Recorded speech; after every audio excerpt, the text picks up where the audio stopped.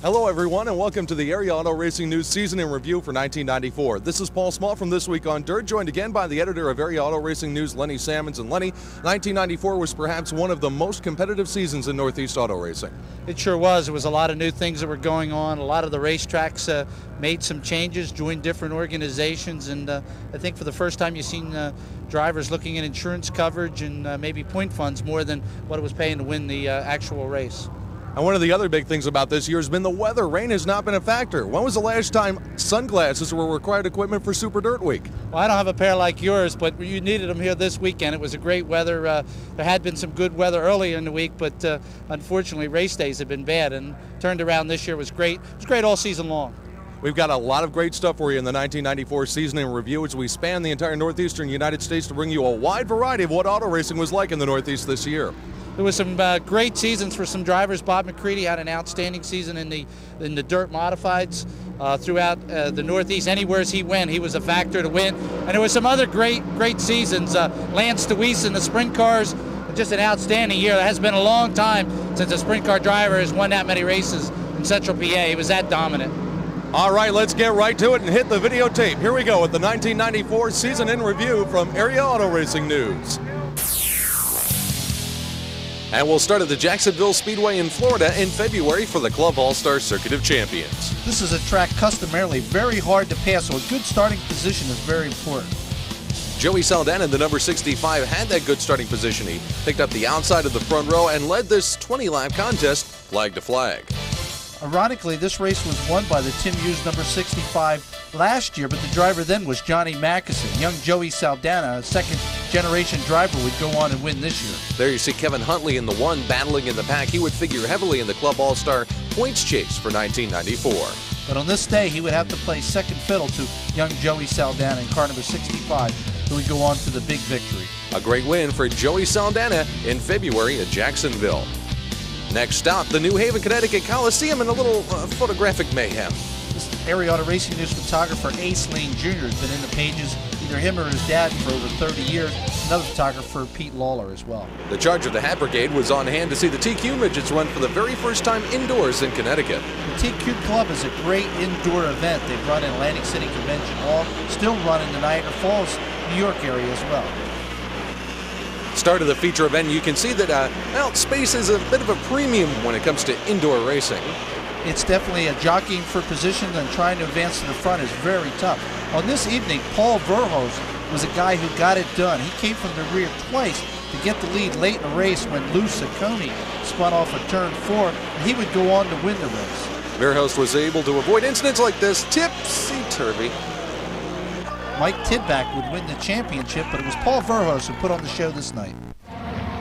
Now let's go back down to sunny Florida, or at least most of the time anyway, to the Ocala Speedway for more of the Club All-Stars.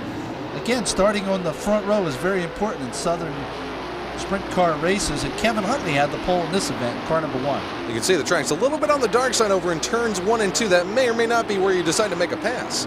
But Huntley nevertheless worked the lap traffic well to lead every lap, holding off Pennsylvania favorite Fred Raymer to get this victory. Fred, you remember, won one of the Slick 50 sprint car events at the Canyon Raceway. Had a great season for Fred Raymer, especially in the beginning of the year. Now to the St. Augustine Speedway in Florida. A beautiful complex and the finale of Sprint Speed Week for the World of Outlaws. It was the opening race for them for the season. The preliminary event, Steve Kinzer uncommonly broke down and did not finish the event. Sammy Swindell, who rejoined the tour, won that race and started on the pole for the big finale. Sammy, in an uncharacteristically white car number 1, picked up sponsorship during the course of the year from the Bull and Hannah Meat Snack folks, and well, he was trying to get the big piece of meat at the head of the pack on this night. It looked like Sammy was going to go on and take this victory. You might remember he didn't run sprint cars the year before, opting instead to try and develop a Busch Grand National career. You can see the tires really starting to smoke as the surface hardens here at St. Augustine. And there's the many-time king of the Outlaws, Steve Kinzer, showing why he's sprint car royalty as he goes gutting for Slammin' Sammy. You never can cut Kinzer out no matter where he starts in an event. And here he figures out the St. Augustine tricky track surface, passes Swindell for the lead, and would go on to win the first big event of the season on the World of Outlaw Trail. Next, we go to the Ocala Speedway for more all-star sprint competition. This is the big 40-lap finale, and Scott Walsh in car number 16 inspires his motor in a flame. So while Walls blows the motor, Tim Engler bounces through turn number 1. PA favorite Lance Deweese was the big man in this event, going on passing Dale Blaney for the lead and then holding off Kevin Huntley, the winner at Ocala's earlier race, to get the checkered flag. Deweese, of course, drives one of the most famous sprint cars in the Northeast, the Walt Dyer Excavating car number 461, notable for the brick design on the wing. It was a great season for Deweese, and this started it off on the right foot.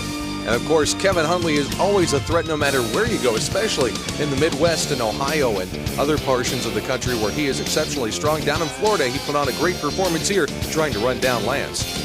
Fred Raymer in car number 21. You remember he did so well. We were just talking. Well, this wasn't a good evening for him at all. I'm sure it's one he'd like to forget. Excedrin bottle, please.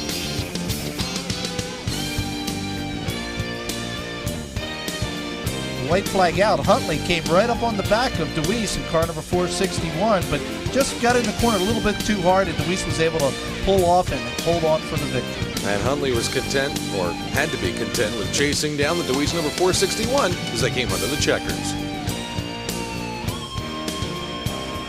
And there's Lance in victory lane. Next stop, the St. Augustine Speedway for Stars late model competition. Davey Johnson in car number 1 is another driver that dabbled in Busch Grand National racing, but he's much more at home in a dirt late model on the Stars circuit. Here, Steve Francis in the 15 is playing bridesmaid, trying to run Davey down as they come around, hoping to see the white flag, but the white flag would not be in the air. The caution flag would. Francis had his shots in lap traffic, and then with the late yellow also had another chance, but he wasn't able to get by Davey Johnson. Although he did make Davey a little bit nervous going into 1 and 2 as they diced their way through traffic. Johnson was able to hold him off and open up the advantage going down the back chute, headed for the checkers. Davey Johnson in the black number 1, diving underneath. They're not going to get him as he takes the victory at St. Augustine. Heard someone coming, and I knew that we started pushing pretty hard, had a little too soft rubber on the front, but I know if I stayed on that bottom and kept going through the traffic, it would be all right. There was plenty of asphalt action featuring super modifieds, late models, and more during Daytona Speedweek at the Volusia County Speedway. But first, a little bit of the regular action that happens at Volusia County 52 weeks a year, the NASCAR late models. And Ed Moore, car number 37, takes a wild ride down the front straightaway. Late model surfing. That's what you call hanging, I don't know, something. These are little downsized replicas of Winston Cup cars, sort of like the microstocks we have in the Northeast. And watch this wild action off the turn as Harry Ganter's Kyle Petty. What? Yeah, it looks like Harry Gant spun Kyle Petty, whose roof flaps came up and prevented him from going over. And now, talk about going over quickly. These cars traverse a lot of ground in a short time. The ISMA Winged Supers. Some major speed on the small racetrack here. The cars are about running full blast all the way around. Some notables in this race. Bentley Warren, who's competed all across the country and at Indianapolis, is in the purple car number 29. But the man assuming the lead in the black 00 is Joe Gosick, a two-time winner of the International Classic at Oswego. Bentley Warren would get close. He brings the purple number 29 up through the pack using the inside, and he'll get to the back bumper of Gosick before the race is over. You can see the Supers use hydraulic wings, which actually allow the air pressure to flatten the wing out down the straightaway, and then it drops back down for maximum downforce in the corners. And Warren comes right up on Gosick as they come down for the checkered flag, but Mighty Joe holds on. Now to the new Smyrna Speedway in Florida, another paved track for some modified racing. It's 7 nights of non-stop action for the NASCAR Modifieds on this great racetrack. This is a series that's gone on for many, many years. The late Richie Evans was always one of the great stars. Here, Rick Fuller and Ted Christopher have a meeting of the minds at the concrete wall, at least on Christopher's part. This would take them both out of contention for the win this evening, early in the week. And Richie Gallup, car number 6, was glad that they did. He would go on to take the victory over Bruce D'Alessandro. D'Alessandro tries to get close coming up the corner, but Gallup holds him off and collects the checkers. D'Alessandro was a feature event winner during this week of speed as well. Well, it is Speed Week, so I guess Rocket Speed from Cape Canaveral would count, wouldn't it? I guess it would. Here's some more modified action from New Smyrna, and again, Ted Christopher and Rick Fuller figure into the outcome. A slightly different manner, though. Tom Bald was the feature leader at this point with the 0 of Ed Kennedy right on his back bumper. And there are Christopher and Fuller. They're going to come up on a lap car, and this is where it's going to get interesting. Shall we dance? Ted Christopher is one of the great drivers on the SK Modified circuit in New England, but here he shows that he can get the job done and get to the lead, whatever it takes. In this case, taking out a lap car was what he had to do. Rick was there to close in at the end, but Christopher held the preferred inside lane off the corner, and although Fuller almost went into the infield, he didn't have enough left to get the pass. Now to the Hagerstown Speedway and the Northeast Outdoor Racing season opener, a doubleheader for the modifieds and the late models. For many years, the famed Reading Speedway always opened the racing season in the Northeast. Now it's moved further south to Maryland to the Hagerstown Speedway. Late models are first up at their first feature event outdoors in 1994, and this one was a great one if you were the guy starting on the outside of the front row. That's Rodney Franklin getting the lead, and Tom Place didn't want nothing of it. You'll notice he tried to keep him high coming off the corner, then ran in the back of him going down into the first turn, but it was Franklin in the Creed Carlton number 01 who would get the important lead. There's Gary Stuhler in the 44, kind of mired in mid-pack. Meanwhile, Franklin put it on cruise control. He would lead wire to wire, but even though this is the last lap and he has a large lead, this one's still not in the bag, just like any race is. It is, as you can see, a lap car spins right in front of him. And the checkered flag flies for Franklin as he gets past the obstacle.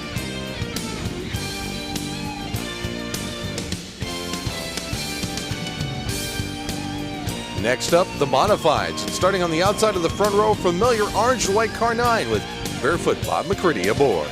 That was the hot spot to start in this race. As you'll see, McCready jumps to the lead with Brett Hearn in car number 72 right on his back bumper. 93 was actually Brett Hearn's big year, and he had hoped to continue that. But Bob McCready, as you'll find out as this tape goes along, really had his game together in 1994. There's Doug Hoffman in his originally sponsored by EMI car number 16. More on that later in the program. Kenny Brightbill in car number 19 always had something to say about those early openers at Reading, and he was also a good runner at this day here in Hagerstown. But this is as close as Brett Hearn could get to the master of going faster, who had mastered the half mile at Hagerstown, brought it home for a 2-car length margin of victory, and the checkered flag flew. Shirley made the ride home to Watertown, New York a lot quicker for McCready. Now to the Williams Grove Speedway, the center of the universe of northeastern Pennsylvania sprint car racing in their season opener. The sprint cars put on a great show at Williams Grove every Friday night, and here's no different. Watch this. This is traction multiplied. Billy Pouch in the black Zemco car number 1 picks up the front wheels a little bit more. Heck, I'm going to go for a full wheelie. Hello! He just catches the back of Dan Dietrich, who was trying to avoid his 2-wheel sprint car. And I'm sure Dietrich had his attention focused on Pouch when that happened. Meanwhile, the action up front was a good one. Randy Wolf in car number 25 was getting an excellent effort and was leading the race. But Donnie Kreitz, many-time winner and champion at the Williams Grove Speedway, outdragged him down the long back straightaway, dove underneath Wolf coming through the corner, and picked off the lead and carried it the rest of the way home for an all-important opening day win at Williams Grove.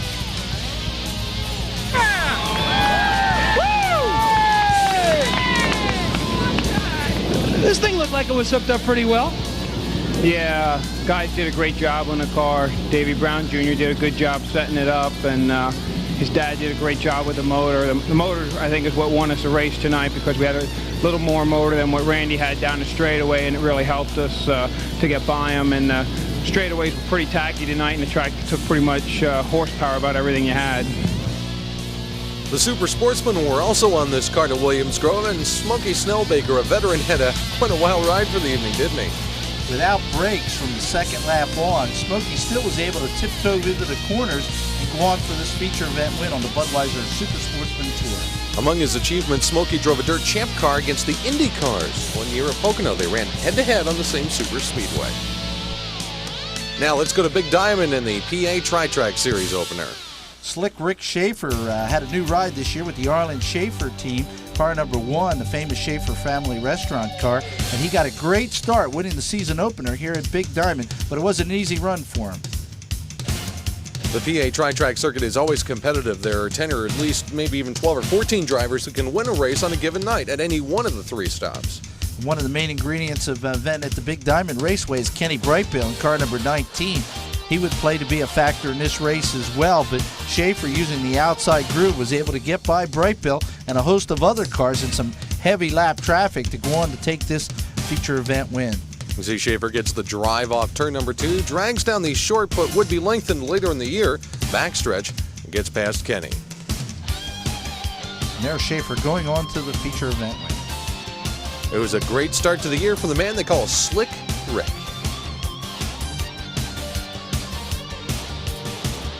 The second part of the PA Tri-Track Circuit is the Grandview Speedway in Bechtelsville, PA. They opened the next day with a great show, and Paul Cook in car number 712 started his season off on the right foot with a great feature event win. It's been a while for Paul Cook to visit Victory Lane, but he did it in style opening night at Grandview. Tom Mayberry in the Faust number 33 gave him a good run, was right up on his rear bumper. He just couldn't get that drive to get on by. Mayberry had to settle for the bridesmaid's position as Paul Cook brought that white 712 car home for the first checkered flag of the year at Grandview. And there's Paul posing in Victory Lane. You can see it was a little bit of a chilly night. Now to the Silver Spring Speedway in Pennsylvania. This is the home track for the Super Sportsman class. Great competition. Here, car number 5, Ron Walburn, spins around, causing a multi-car pileup in turn number 1 and 2. Kind of looks like the Schuylkill Expressway, doesn't it, Len?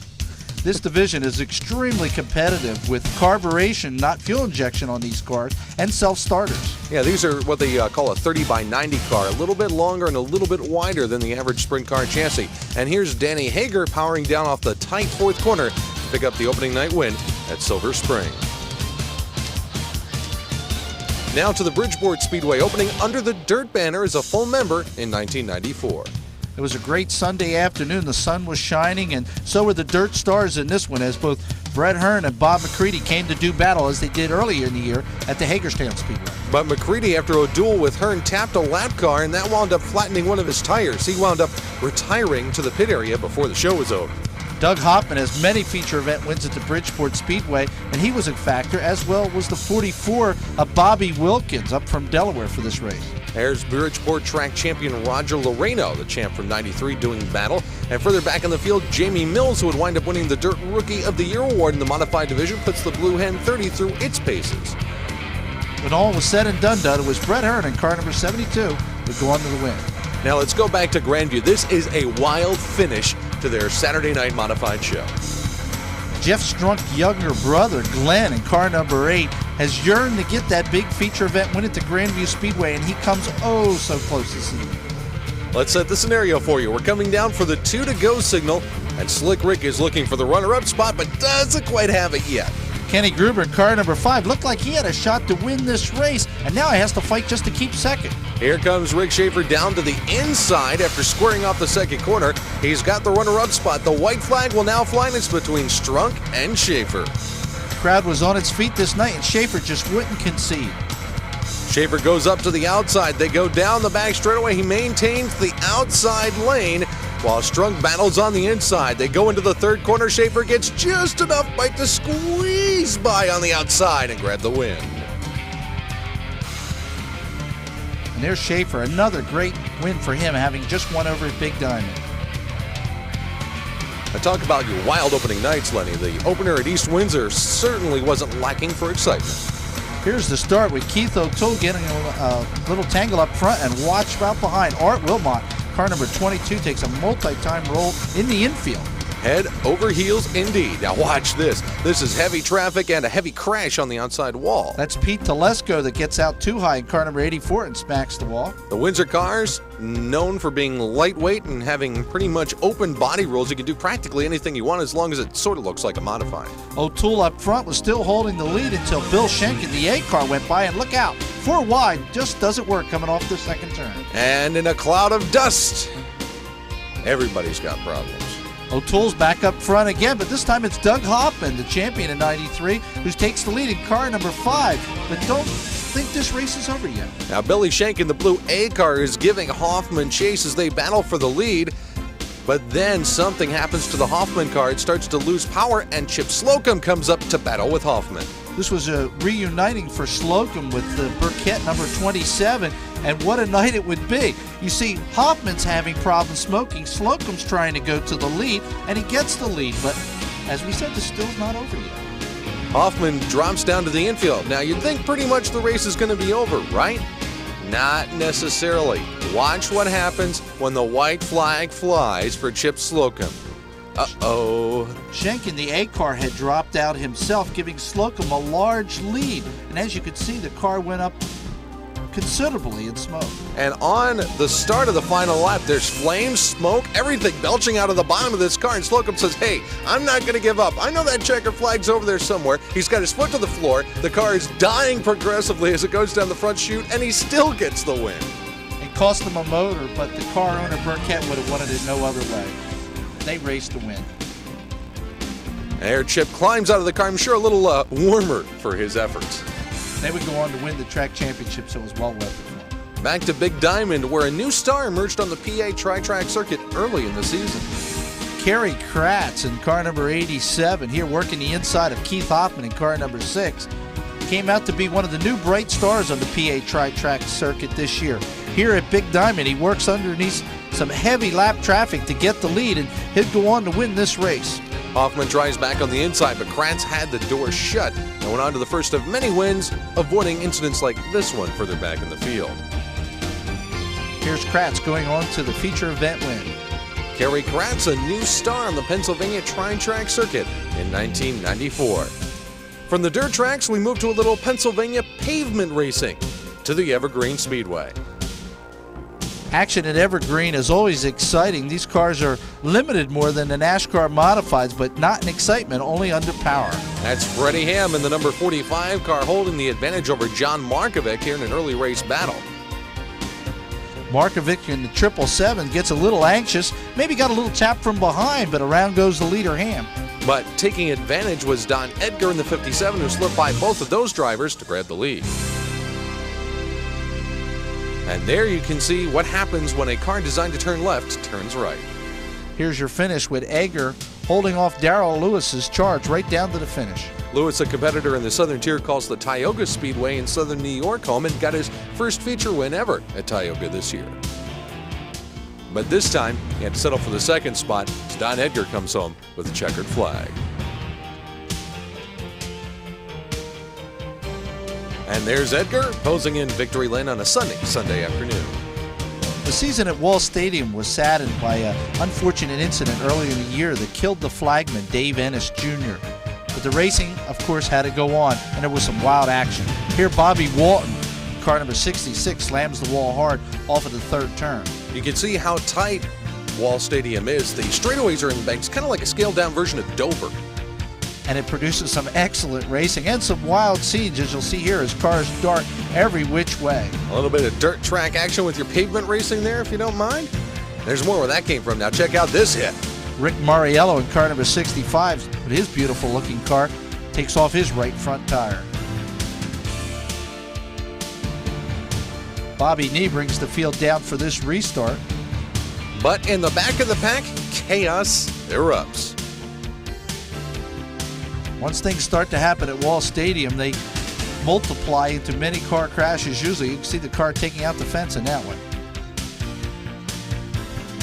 Now we got some action up front with Hawk leading car number 33, and you think the cars are straightened out, but no, it's Richie Engelhart, car number 94, that goes into the wall hard.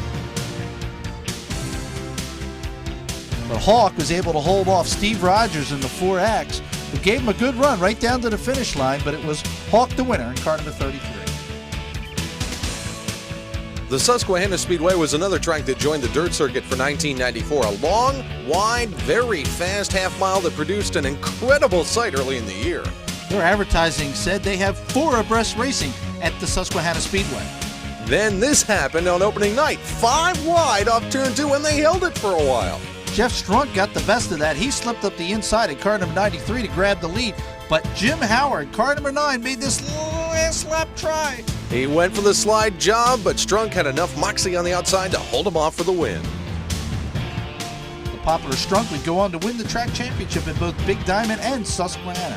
A great year for young Jeff Strunk and the Auger Racing car number 93. Now it's off to the Speedy Square at Flemington. This is the season opener for the Flemington Modifieds, a car that started out on dirt there at Flemington and has slowly switched over to a pavement car. And continued to evolve this year. It started out with the 410 big block Modifieds in them, and as the year went along, they became restricted 358s. Here, Dale Kern goes on to win his first and only win at the track. You can see Willie Osmond trying to limp home to the finish as his motor expires in car number 4. Laying down the James Bond smokescreen. Kern being chased by John Menzak. Menzak was a big winner in the sportsman division that Flemington used to have. Here he was knocking on the door to get his first modified win, but it wouldn't be, as it was Kern instead who would get his first win. Later in the year, Kern would run some ARCA Supercar Series events as well. Kern comes under the double checkers with a victory for the Flemington Modifieds. The late models are also part of the action at Flemington as well, and boy, do they put on a show. Phil Cox in car number 1 is the perennial champion of this class. Here he moves to the inside, and Jim Loesch in car number 33 loses a handle and gets joined by several other competitors. Just when you thought the wreck was over, too. The more the merrier. And that's been a problem in the late model class at Flemington. Great racing. As you can see here, Phil Cox takes the lead from Jim Matthews in car number 21, but they've had a crash problem, and that's kept their fields down. Now coming up behind in the blue number 7 car, that is Kenny Wismer. Wismer had been second 22 times at Flemington and never had won a feature event. Kind of had a miniature Harry Gant bridesmaid streak of his own working.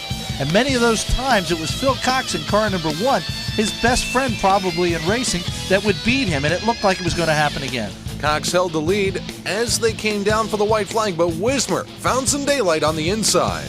It would be his first win, and he would go on to do it several other times during the year, as you could see how happy he was after waiting so many times. And the asphalt modifieds, NASCAR modifieds, also make a home at Flemington. In 1995, this will be the premier class at Flemington. After the Wall Stadium strike several years ago, this class has gained in numbers at the track and now will be moved up the stature to be the number 1 track. And a driver who has driven both the Flemington modifieds and the regular asphalt modifieds, Lenny Boyd in the 22, makes his presence known in this feature event. It's no single file freight train racing at Flemington. As you can see, there's definite 2 lanes, and Boyd knows how to use both the inside and the outside. Here he's trying to work over Sam Russo in car number 88, who's got the lead. And Boyd dives down to the inside, coming off the 4th corner, and puts a wheel out in front. Boyd has a Race of Champions win in an asphalt modified. He's also a TQ champion many years back, so that he has a great amount of knowledge on asphalt racing. There's another kind of asphalt racing in New Jersey involving the youngsters and the quarter midgets, and one youngster you know pretty well. That's my son Danny in car 97, racing with one of his strongest competitors, Aaron Fritzke. The Garden State did not allow quarter midgets until several years ago. I think it's 2 now, where they went out and set up a set of rules that would work. You can see this is the type of action that I witness as a father on a weekly basis in quarter midget racing.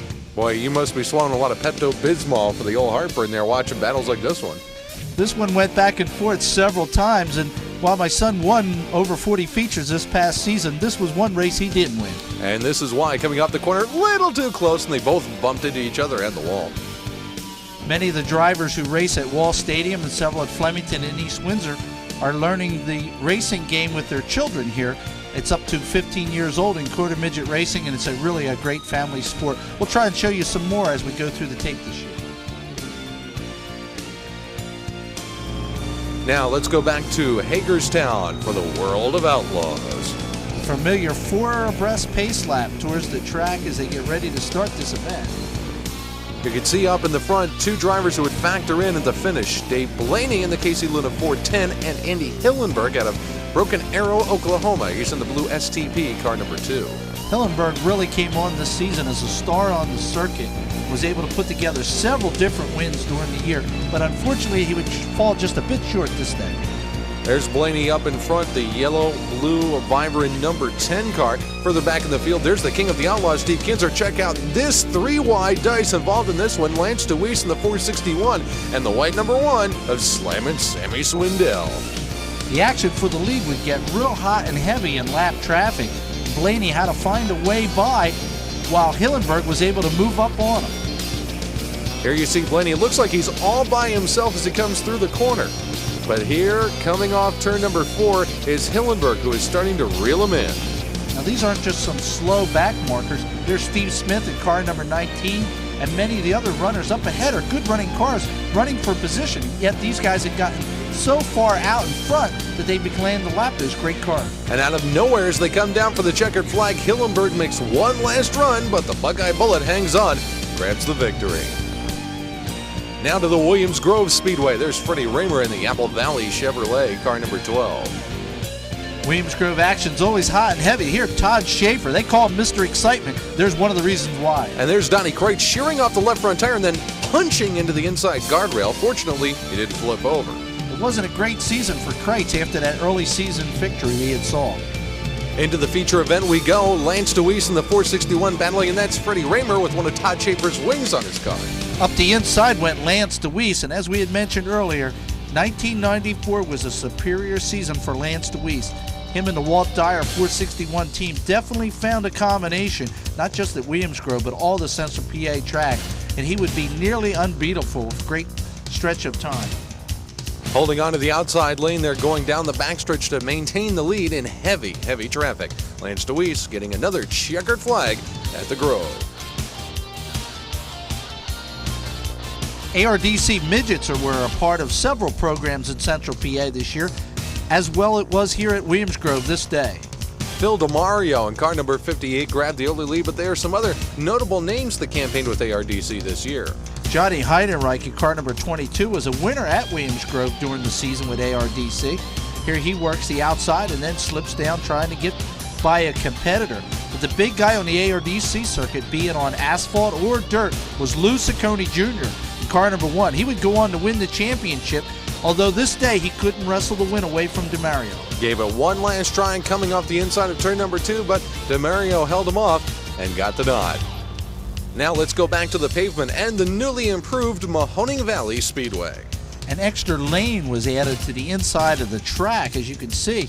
Although the track wasn't stretched to make it longer, it did allow a lot more passing. And some new promoters figured in. Alex Friesen of the Ransomville Speedway along with modified driver Doug Hoffman. They weren't at the track each night, but they added a lot of different things to the facility and improved it greatly. The escape lane was a big help as well. Here's some tremendous action from Mahoning Valley, and John Markovic and the 777 figures into this one. He fought all year against a father and son duo of Jason and Lauren Offhofer. That's the dad right behind the 777 John Yeager car that Markovic is driving. Markovic would go on to win several features and just outpoint the young Jason Offhofer for the championship. Markovic brings it down off turn number 4 and guides the 777 into victory lane one more time. The legend craze has caught on here in the Northeast, and the Mahoning Valley Speedway brought them to several events during this year. While the cars are replicas of the past, they also have some meaning to them. The white number 1 coach was a familiar sight at the old Nazareth Speedway and won at Langhorne years ago with Bob Malzahn. Other great wins with drivers like Rags Carter in the car. Here, Ronnie Dunston, a legend himself in Pennsylvania, ran late models and sprint cars and midgets and won them all. He races with the Class Car Legend group here and is a great runner. Car number 51 is driven by Delvin George. Here he has the lead but does a 360 spin after catching a lap car. Kept his foot onto it, goes on to win. Dell's dad drove for the same car owner in a modified that looked similar, just larger, in the 1960s. A drivers' meeting being conducted as the World of Outlaws get ready for competition at Williams Grove Speedway under a bit of a cloudland. Unfortunately, the night before in Winchester, Indiana, USAC sprint car driver and champion Robbie Stanley was killed in an unfortunate incident. The World of Outlaws honored him this evening by leaving the pole spot open in their familiar 4-abreast pace lap. The racing action itself was pretty wild. Dave Blaney and Steve Kinzer had yet another classic duel. On Thursday, in the preliminary, it was Dave Blaney that would take the feature event win. But on Friday, as he does so often, Steve Kinzer was there when the big money was on the line. But it looked like after this pass through turns 3 and 4 that Kinzer may not have the hot hand. He got up a little too high and actually tapped the outside wall. It looked like he was out of it, but you never count out Steve Kinzer. As we talked about earlier at St. Augustine, when the big money is on the line, no matter what it looks like, where he starts, he's the king. Steve Kinzer goes on and takes yet another win. The East Windsor Speedway held an early season 100-lapper for the modifieds, and if anybody deserved an Ironman award after this one, it was Doug Hoffman. Hoffman started way back in the 27th position when he failed to qualify through the heat race. Up front early was Ricky Elliott in the 704 and Chip Slocum and the 27 who were dueling back and forth for the lead. But as you can see, Hoffman didn't take long to make his way towards the front. He got involved in a few dense dings and bounces in his charge up through the pack, but it ultimately was a successful one as he powered around the Elliott 704 to grab the victory. Elliott was a big factor at East Windsor, his first season of being a regular competitor there. Now to the Penn Can Speedway for their spring championship, and a great dice between Kirk Horton in car number 8 and the number 2 car of Carl Reynolds. Reynolds had won this event at Penn Can the year before, and he would come back to pass Horton in the 8 car to take the lead and eventually go on to win the race. Knifing his way down to the inside, Reynolds is able to get some bite off the corner and pull up alongside Horton, and from there it was smooth sailing for the big sail-paneled car number 2 of Carl Reynolds as it grabbed his second consecutive spring championship victory at the Penn Can.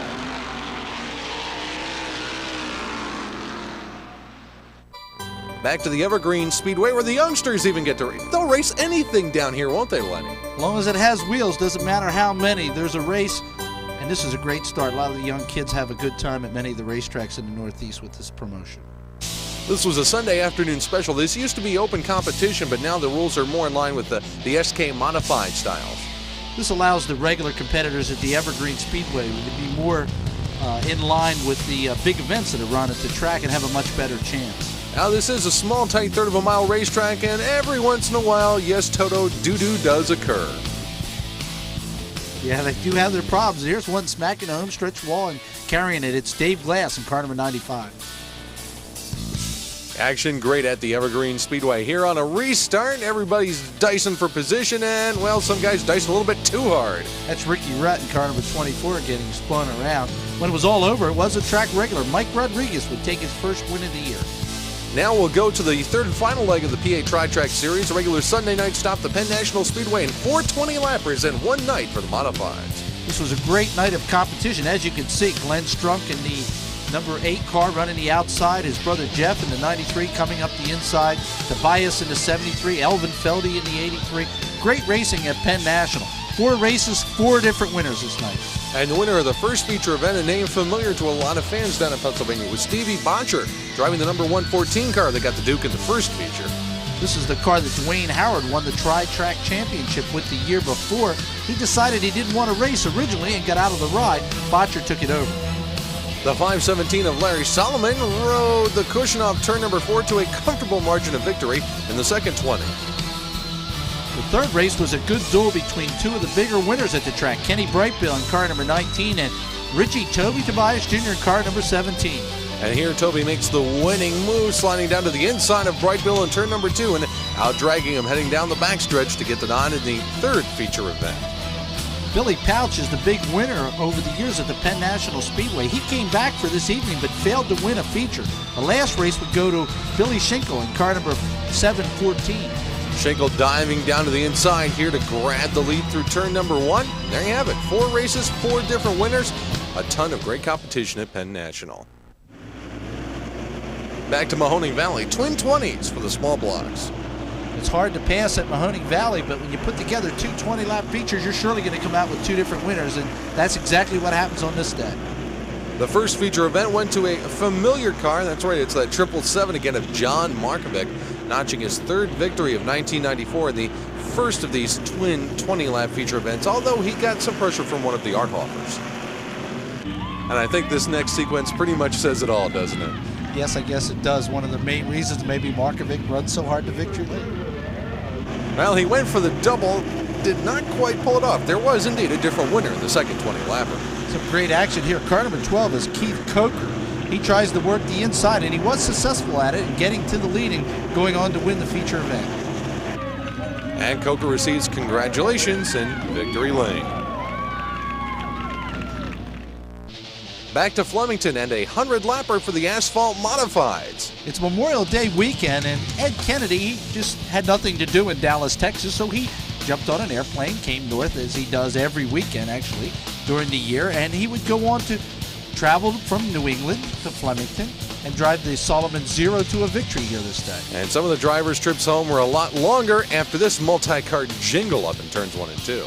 That's Bucky Kell in car number 0 you saw spinning into the picture. That's not the one that wins the race. It's the gold and black one that's up front. But it wasn't an easy win either for Kennedy, as he had John Blewett Jr. in car number 76 that almost got by here on the last lap. They come down off the corner. Kennedy holds his line and holds on for the victory.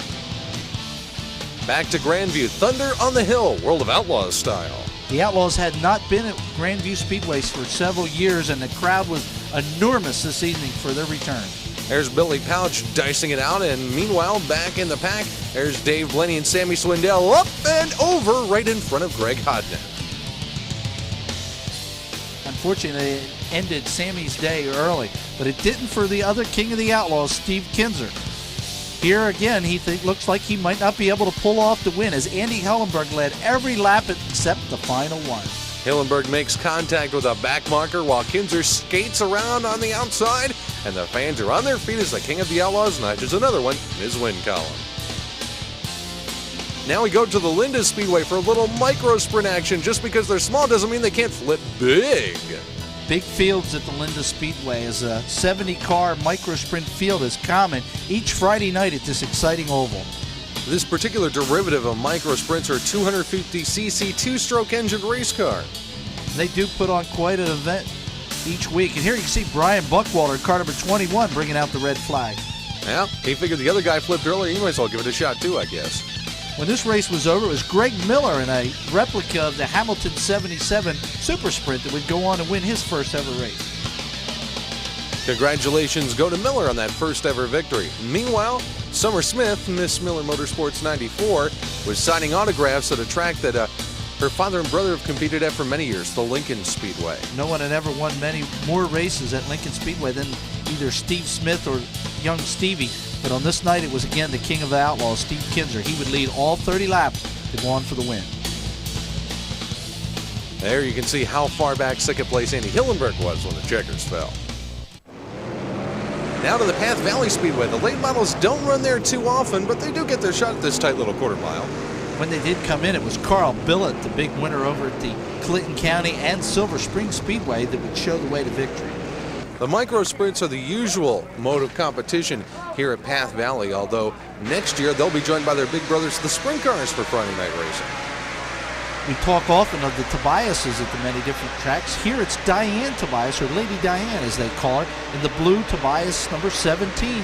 That's a great runner, former champion, and she could go on to beat Greg Lamy in car number 0, a big winner in this division as well, to get the feature event win this evening. We go back to Grandview for the Schaefer Family Restaurants Twin 35s program. This was a real big evening for Sam Martz. He had started out in the novice division at Flemington Speedway years ago and had graduated up into the small block class without having won a feature event. And this evening he will have his hands full, as Martz in car number 3 is well ahead, but as you can see, car number 15, Billy Couch, was on can and moves into second place. Couch was looking for the victory. Martz was looking for that small block modified win. Guess who won out in the end? It was not the favorite Couch. You can hear Ernie Saxon make the call as Martz will go on for the win.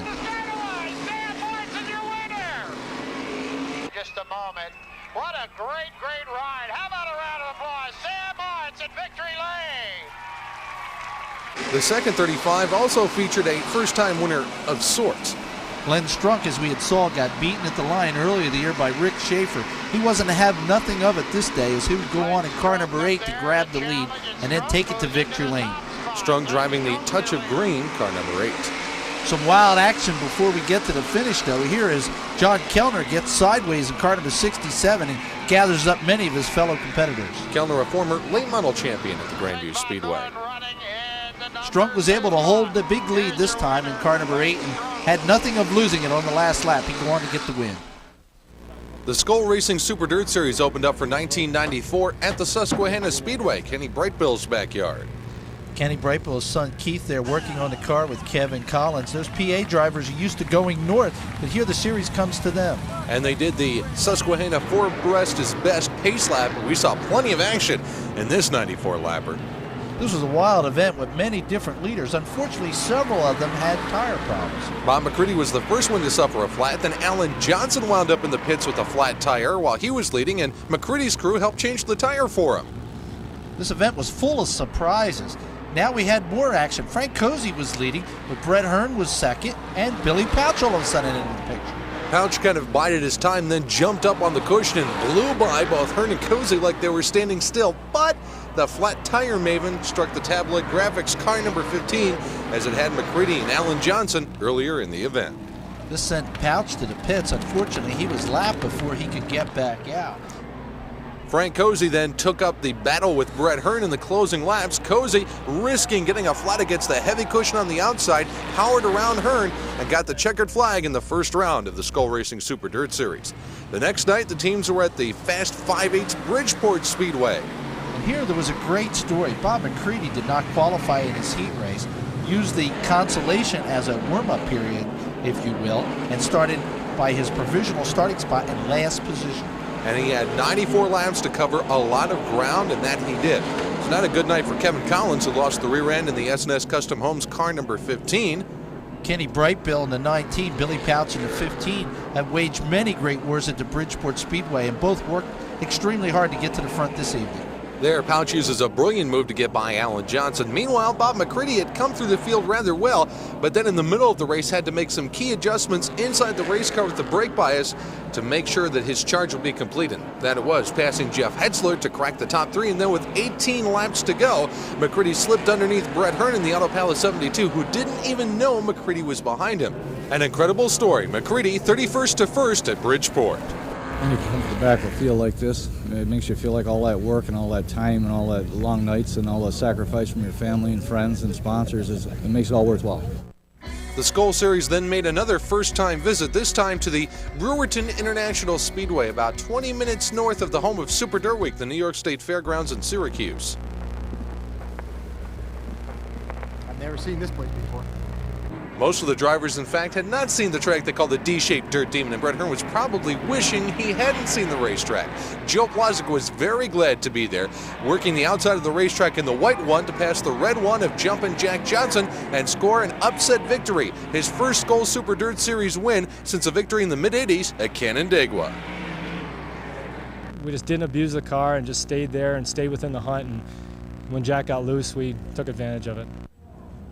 The Ransomville Speedway Summer Nationals once again joined the Skull Racing Super Dirt Series Trail for 1994, and fans of Ransomville got treated to some incredible racing and the usual hijinks surrounding the infamous moat on the front stretch. Here you'll see some wild action of cars dip down over the wall into the gully that separates the fans from the racing action. Pete Bignell, 0. The moat scores 1 on this particular occasion, and Brian Stevens also fell victim, and he was tagged by Jack Johnson there, if you were watching carefully. Here's more problems with Danny Johnson in car number 6, taking his ride down, but he's able to control it and rejoin the race. Doing a little reverse angle surfing. The actual race itself was between Barefoot Bob McCready in the Kinney Car 9 and the 14 of Alan Johnson, who had teamed up with motor builder Alan Aronek's AED racing engine shop and experienced a real resurgence in the 94 racing season. They went right down to the wire on this one. Alan nosed up on the inside, but as they came down for the checker, McCready held him off. It was a great battle between two drivers that have known each other for a long time, and the master of going faster was once again triumphant. Now the start of Sprint Speed Week for Pennsylvania at Williams Grove. 2-day show, and on Thursday the highlight of the show was the return of Steve Smith Sr. to victory lane. The driver of car number 19 had raced very unoften during the year, but he had his game together this day as he would go on to take the feature event win over some great competitors. One particular competitor here taking a little bit of a tumble. This is the only major incident of this event. There is Craig the Cricket Keel in the yellow number 8 car, who came up to run with the Empire Super Sprints on several occasions during 94, battling it out with Steve Smith Sr. just behind Billy the Kid Pauch. Smith would work by Pauch to take this big win. Something that many competitors haven't been able to do over the years, but here's Smith with his veteran savvy working the inside as Pauch has his problems up on the cushion. While Pauch tries to hold on, Smith powers around using that bottom lane of the speedway to hold on. And you see Freddie Raymer in the background in the Apple Chevrolet car number 12. Raymer was able to pass Pauch and get into the runner-up position, but he was not able to catch the senior member of the Smith racing family. As they dashed down the backstretch for the final time, Raymer tried to close in and got within one car length, but Smith up on the outside, used the cushion and powered off the corner to grab the victory. The second day of Speed Week on Friday would see Raymer take the win and the big $10,000 payday.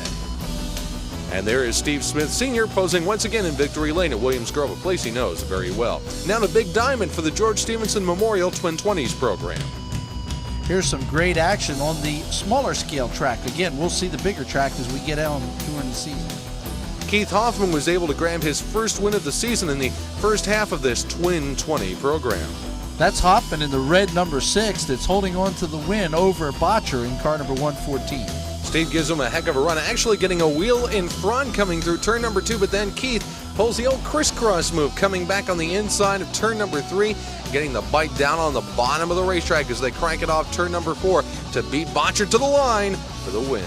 Many people wondered why they changed the Big Diamond Raceway to a bigger type of surface when that type of action was available to the fans. But unfortunately, the crowd wasn't that good during the year, so they decided to take 5 or 6 weeks off and enlarge the speedway. Here's the second half of the Stevenson Twin 20s with Jack Fulweiler coming to the fore in this one. Fulweiler is a veteran and former champion at the track, and he pulls his Rolling Thunder 115 onto the outside and passes Dennis Bailey for the lead. Fulweiler held on from there to grab the second half of the Stevenson Memorial. Rather unique format for a memorial race to have twin features, Len. There's also a third race for the non-qualifiers in the main event. There, Fulweiler gets the checkered flag and the nod at Big Diamond. Now we go back to Grandview to see the Firecracker 40 for the support division, the late models. This is a class that has excelled over the years as a six-cylinder late model class. In 1995, they'll be putting 8 cylinders in these cars and going even faster. Here's a great show this evening as Dean Stout in car number 7 has to work his way past 2 competitors who are dueling up front to get to the front. And there you see the dice going on in the front of the field when those 2 drivers make contact, and look out. Geisler in the ZT1 holds on to the advantage here until Stout can work underneath him and makes the clean pass. They drag race down the front straightaway, but going into the first and second turn, Stout has the bite he's looking for down on the bottom of the racetrack, and that bite powers him all the way to victory lane in this special event for the late models at Grandview. Now it's back to the paved Evergreen Raceway for more modified action. Action up front gets a little bit hectic and the 2 leaders go into the wall. Chuck Schwartzer, a rookie in the modified division, had a great performance on this afternoon. He would go on to win his first ever race, but as you can see, the action up front made him work for every dime he would earn this day. Schwartzer's on the inside here as they go into turns 3 and 4 and just about has the lead when the car spins and the yellow flag flies, but well, no fear for Chuck. He got the lead right back when the green came out. He would go on to hold on to a slim win, take the checker flag first at the Evergreen Speedway. Again, the first win ever in the modified division for Chuck Schwartzer. A lot of first-time winners during the course of the '94 season. Now to the Selinsgrove Speedway for the Cars Limited Sprints. Here's a class that has really excelled wherever they run in Central PA. It's uncommon for them to get fields of 40 and 50 super sprints with these limited type rules. Jim Novinger in this particular event led all the laps of the feature event in his number 23 car to grab the victory. Now to the New York State Fairgrounds Mooney Mile for the Coors Light July 4th Racing Spectacular under the lights. Green flag falls as the cars race down the home straightaway and into the first turn. The track covered with clay is always in the best condition for this night event, and Alan Johnson put his Alan Aronic Racing Engine 14J to the test, grabbing the lead from Kenny Tremont before the first lap was even done. There's Chris Moore, Plazek, and Decker racing hard for spots coming up through the field. Barefoot Bob McCready in the Kenny Drugs car number 9 was also strong, but the mile has never been too kind to McCready since he won the 300 back in '86. He wound up dropping out of this event, as did defending Skull Series champion Brett Hearn, a sign of things to come for the Jet. Doug Hoffman in car number 60 was a factor in this event, moving up on the back of Decker's car. But it was Alan Johnson who showed the way, leading the entire distance and capturing a special halfway bonus as he held a commanding margin right down to the checkered flag. On the last lap, Joe Plazek showed his hand as he worked to the outside of Kenny Tremont's 115 and wound up taking the inside when Kenny touched the inside berm. Plazek would go on for second. And Alan Johnson and Alan Aronic celebrated their victory. We'll swing back to Mahoning Valley now for more Legends car racing. We've seen them earlier. Car number 1, Ronnie Dunston, would go on to be the class car champion, and he would win this race here at the Mahoning Valley Speedway. The class really seems like it works well in this facility. Now, watch the checkered flag in this particular race. The race never ends when the checkered flag falls. Something can always happen. Something, well, kind of like this. Ouch. One competitor hits the turn hard, and the Trophy Queen walks down to the track to meet up with Dunston. Now here are the Mahoning Modifieds. These are actually vintage Modifieds of yesteryear. This class was the dominant class here at the track, and as you notice, Ward Crozier slammed the wall very hard. These are straight axle cars. Used to be the headline class. When they got bumped out from the newer facility, newer race cars, the track felt bad, and they started their own class for them, and it's come along real well. Like I said, the race is never over when the checkered flag falls. Especially at the Mahoning Valley Speed. Now it's time for Thunder Along the Mohawk. $15,000 on the line for the winner at Fonda. Bob McCready would have his problems on this evening. He was in the hunt for the win, but unfortunately wouldn't be around at the finish. McCready was so dominant in the first half of the race that he almost put defending Mr. Dirt champion Brett Hearn down a lap. Almost, because he couldn't get by him and wound up giving a little tap in the back end as the yellow flag came out over the field. This allowed McCready to stay in the lead lap. Meanwhile, Hearn wound up in the pit area again, not finishing in his Skull Super Dirt Series modified event. Doug Hoffman in car number 1 would make his way to the finish line first, despite some wild action here. And this is where McCready's race came to an end, something letting go in the rear end, and Jeff Hetzler stood around Hoffman. Hoffman was able to pass Hetzler before the end of the race, while McCready wound up taking a trip to the pit area. Hoffman wound up collecting a cool $15,000 driving the Sheldon LeGuy car number 1, a car that has been campaigned with a small block engine in it by Pat O'Brien in recent years. Back to Williams Grove. This time the Stars late models are in competition. Hagerstown champion Nathan Dubrow in car number 24 decided to put his show on the road this year, and he joined the Stars circuit. Here he battles for second spot with Donnie Moran, former champion of the Stars Tour. Anytime you're running at Hagerstown or Williams Grove or anywhere in the Northeast, the guy you've got to beat when you're running late model is a guy by the name of Gary Stuhler here in car number 44, trying desperately to hold off the Moran 99. Moran, a regular on the Stars Tour, knows that Stuhler's the guy to beat when he gets into his area, and Stuhler gave him a good run, but it was Moran on the outside of the track that would go on to take the lead and the eventual win. Donnie Moran, a many-time winner of the World 100 and the Dirt Track World Championship at Pennsboro. The Skull Racing Super Dirt Series made a first-time visit to the tight quarter-mile tacky bull ring known as the Cornwall Motor Speedway in southern Ontario. Bob McCready picked the right number this evening and started on the pole in the tight racetrack. Chris Moore battling there in the Pepsi car with Danny O'Brien and Brett Hearn. You can see how tight this little quarter-mile racetrack is. The room is at a premium, and here Hearn gets tied up with Martin Roy's number 66. That messed up the front end of the Hearn car. Yet another DNF. While McCready started up front, Alan Johnson actually took the lead away from him. They had a great battle in the middle stages of the race as McCready looked for a way around on this very tacky racing surface.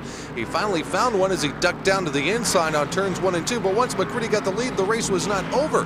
Alan Johnson dropped out, but Jumpin' Jack Johnson came up to the front of the pack, passing McCready for the lead. And it still wasn't over yet. McCready wasn't going to let this happen. He worked right by immediately, coming off of turn 4 the same lap. McCready, after a terrific battle with Jumpin' Jack, held him off. Next stop on the Canadian portion of the Skull Racing Super Dirt Series was at the Autodrome Drummond, and Jeff Hetzler, driving the Duchess Overhead Doors car number 87, took the lead early from Kenny Tremont's 115. But that necessarily wasn't the story of the Canadian Tour. Chris Moore in the Pepsi car had his trailer and car stolen while he was in Canada. They found it burned out with the car and most of his equipment missing. This was an important win for Jeff Hetzler. He would go on to take the first and only Skull win of the season. Unfortunately, he would end up losing this ride shortly afterwards. At Autodrome Granby, Chris Moore was able to get a pickup ride from Bob McCready as a lot of the drivers tried to help him out after his troubles at Drummond. But the race at the front of the field belonged to Canadian Martin Roy, battling with Brett Hearn and eventually Jumpin' Jack Johnson. Here, Hearn works the inside of Roy, trying to get the advantage that Roy holds, this being his home track. You see Jack Johnson in third. Hearn actually got the lead, but then got tangled up with the lat car and wound up parking himself in the third turn wall. That left Jack Johnson with the opportunity to dice with Martin Roy, with Steve Payne just behind. Jack, using his savvy on the inside of the racetrack, takes the short way around, trying to get the advantage. Roy, meanwhile, sticks it up on the cushion, but Jumpin' Jack, the savvy veteran that he is, uses the quicker lane on the inside. Now, Jack Johnson will get the win handily of this one as it comes off turn number 4. Watch the battle for second as it comes right down to the wire on this one, and Payne just barely beats out Martin Roy, and Alan Johnson nips Roy at the line as well. A tough break for Martin. He had a great run in that feature, but it was Jumpin' Jack getting the victory.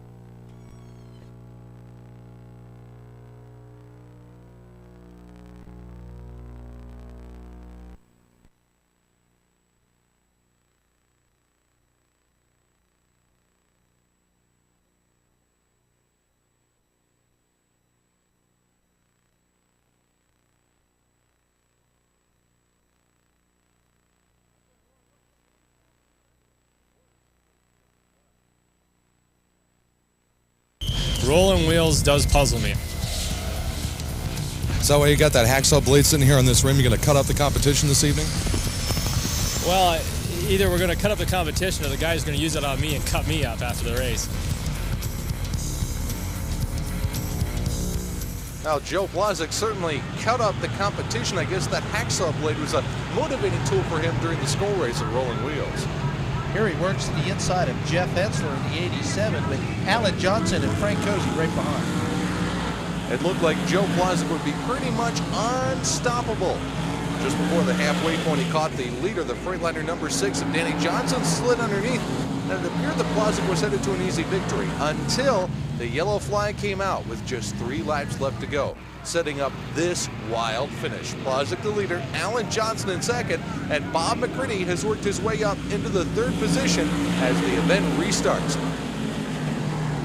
Now watch what happens here. They're coming down for the checkered flag. McCready decides he's going to make his move. He gets to the outside of Alan Johnson. He's alongside Blazek in the corner, but Blazek outdrives him off the inside of turn 4 and barely holds off McCready, who barely holds off Alan.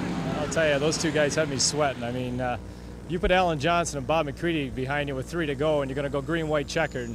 If you don't sweat, you're not human.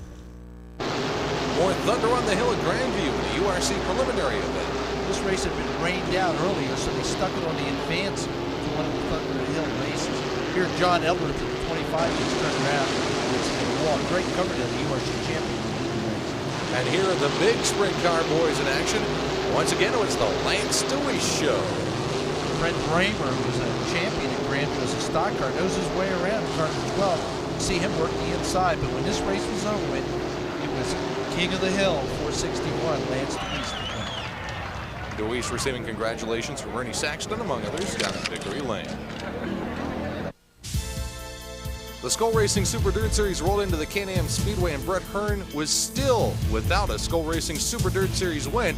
And in heat race competition, he didn't get off to a good start on this particular night either. Contact with Kenny Tremont on a left rear spring, spitting out of the back end of the car. They had to work overtime to even get the car ready to come out for the 94-lap feature.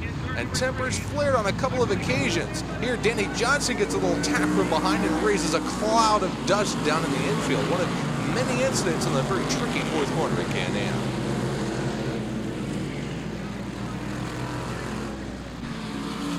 Further action is Hearn. His bad evening all along here, works the outside in car number 72. He would have his problems with Frank Cozy in the 33 later on in the event. Hearn appeared to be on the way to a top 10 finish and maybe finally getting that precious guaranteed starting spot for the Wheels 300 when in a cloud of dust off turn number 4, he and Cozy made contact, which parked Cozy in the wall in turn number 4. Cozy felt that Hearn was to blame for part, if not all, of this incident, and they had a little conversation on the racetrack and in the pit area afterwards. But the race itself belonged to AJ Slideways. Alan Johnson once again putting together another dominant performance, getting another nod on the Skull Racing Super Dirt Series trail. Hey, let's go out to Canada and Nova Scotia for a little bit of fun at the Scotia Speed World, where they do a little bit of everything. Is that tow truck in the race? We always try to bring you a wide variety of different races, and here's one for this gentleman having a hard time seeing. Now watch what happens when he comes around the corner. Luckily, this car that spins out spins to the bottom and not in his groove. He would have never known what he had. What's that line from the old Bugs Bunny cartoon? I knew I should have taken that left turn at Albuquerque. Oh, boy.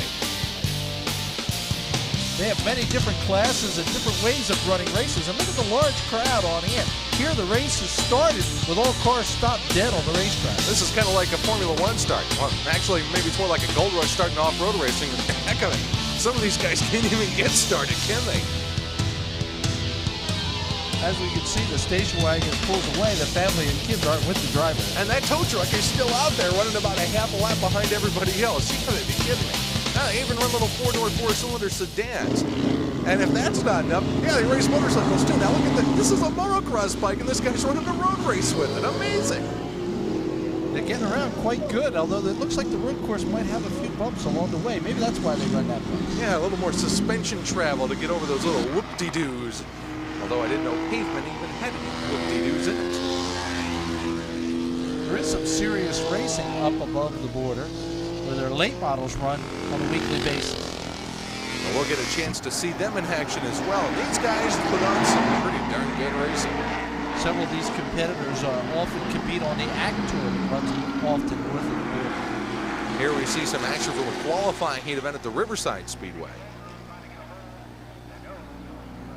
Some great racing action. You can see these guys, just because they're north of the border doesn't mean they can't race any harder than those of us here in the United States of America. These guys put on some pretty good action.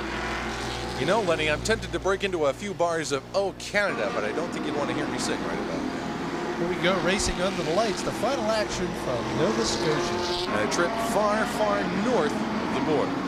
But a trip I think we should probably make back next year. Except this guy, he probably wants to make a trip home as quickly as he can. Oh, there's that James Bond cloud of smoke we've seen before. Let's go to Lebanon Valley for the richest race on the Skull Racing Super Dirt Series as far as the short tracks go. Mr. Dirt Track USA, $17,500 on the line for the winner. Rich Ricky Jr. in the red 55 grabs the early lead from the white 7 of Mitch Gibbs. And there's Brett Hurd, as always, giving chase. Chris Moore had gotten his program back together with a lot of help from other drivers. He would be a factor in this event. And Jimmy Horton made his return to dirt modified racing as well, taking over the Duchess Overhead Doors 87 car. Brett Hearn, a multi-winner of this great event, unfortunately had a problem with his tire, and his bad luck continued. Jeff Hetzler, meanwhile, picked up the backup car to Danny Johnson on the Freightliner Trucks team and actually wound up, well, almost beating Danny to the finish line. The surprise winner was Rich Ricky Jr., who picked up over $18,000 in the upset win in dirt modified racing in '94. I never dawned on me to win a big one like this, but the upfront starts here mean everything at the Valley, and the car was just flawless the whole race. The Grandview Speedway has many special events during the course of the year. One of them is the annual Forrest Rogers Memorial. This race is run in honor of the gentleman that developed the idea of the Speedway, and along with his son, who now runs the track, built the track to its great nature that it is today. This event is always one that the regulars here at the Grandview Speedway have a very deep desire to win because of the meaning behind it. And there's a lot of action in the course of this one. Ron Herring, car number 85, was running the race of his life and looked like he might take the checkered flag this day. But unfortunately, mechanical problems sidelined him with just 11 laps left to go. And that gave the lead to Kerry Kratz. There you see Herring dropping off the pace as he comes down the front chute. Kratz would move to the inside and develop into a big-name racer on the tri-track circuit this year, taking his car on to the win. Holding off Terry Meitzler as they come down to the checkered flag. The Skull Racing Super Dirt Series made another first-time stop on the Akwesasne Indian Reservation of New York at the Frogtown International Speedway. This 94-lap affair was once again the barefoot Bob McCready show as he powered around Joe Plazik to grab the lead. Plazik has Jamie Mills and Danny Johnson right on his heels. Mills made some very good showings throughout the year and some unfamiliar territory as part of the Skull Tour. And Brett Hearn, yeah, you guessed it, he was still without a win and without a guaranteed starting spot for the Wheels 300 after McCready got the nod in this one. The next stop for the Skull Racing Super Dirt Series for the Dirt Modifieds was Barefoot Bob McCready's home racetrack. Well, one of 3 home tracks that he has. The Canandaigua Speedway is his usual Saturday night stop, and this year he set a record for the most wins in a season in winning his 3rd straight track championship. Now, McCready won this race handily, but we thought we'd give you a different perspective through the eyes of the crew chief of Jack Johnson's car, Billy Taylor. Okay, we're gonna rock and roll here. We're going. Man, I don't believe that goddamn Glover. That son of a stopped right in the middle of the racetrack. They're gone.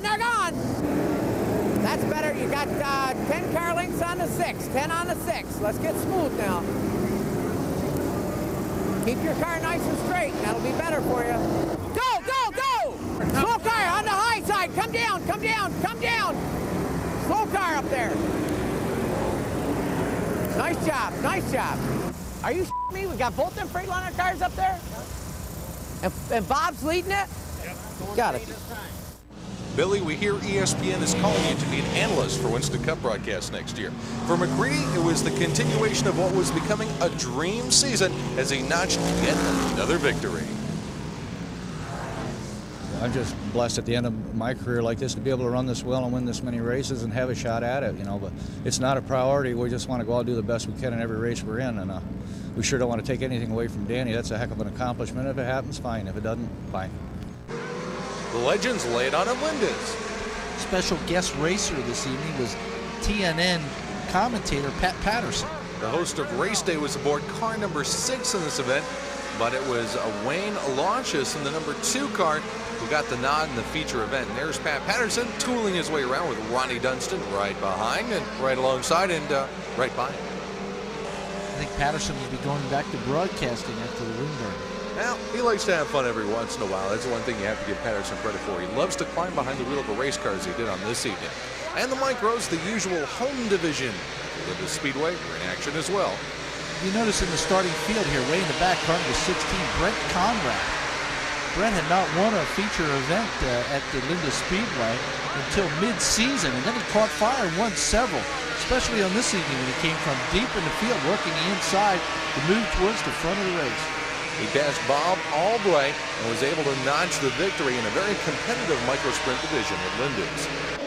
We'll go back to the Jersey Shore and Wall Stadium where the TQs were in action after a 90-minute rain delay on this night. Then, while the feature event was going on, you'll see what happens. Tim Adams is a champion here with the TQ Club, which runs very often at the Wall Stadium.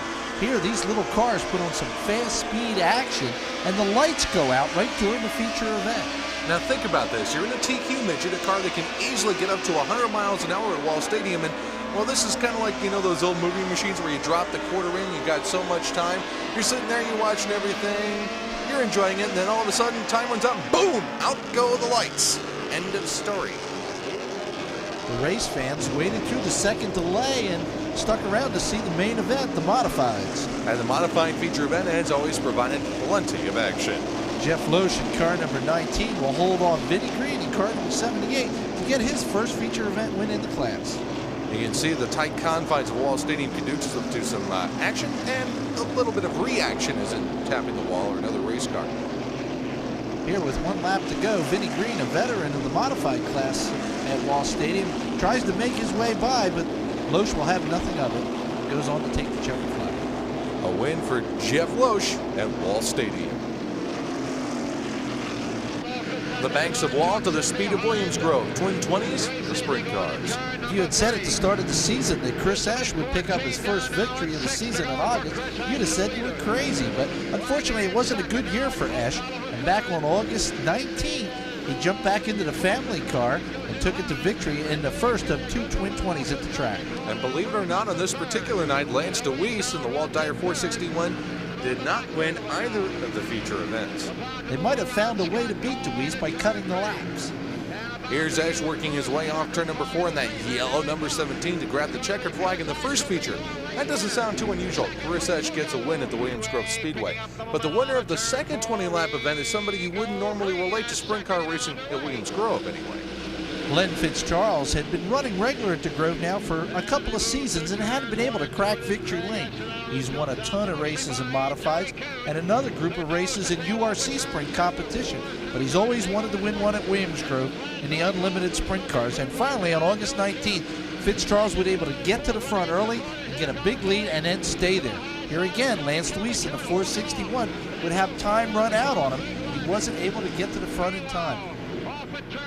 A great win for Glenn Fitzcharles, getting his first victory in the unlimited sprint class at the Grove, while Lance Deweese had just a momentary stoppage of his phenomenal sprint car season on this night in Mechanicsburg.